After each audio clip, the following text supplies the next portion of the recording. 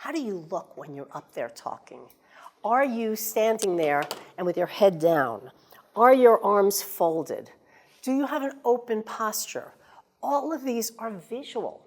Like, what are your gestures? Are you putting your hands over your mouth when you're talking? What are you doing and how connected are you with your audience? What about your hands? Are you pointing to people, which seems very accusing if I do that, or are you gesturing in an open way to people? And that's more acceptable. Are you moving your hands around in a very chaotic way, or are you being more deliberate with your gestures?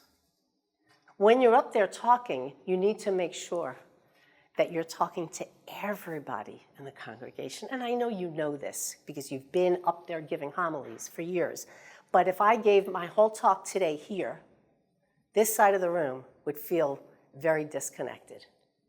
So I have to make sure, if I'm giving a homily, that I'm looking at everybody at different times.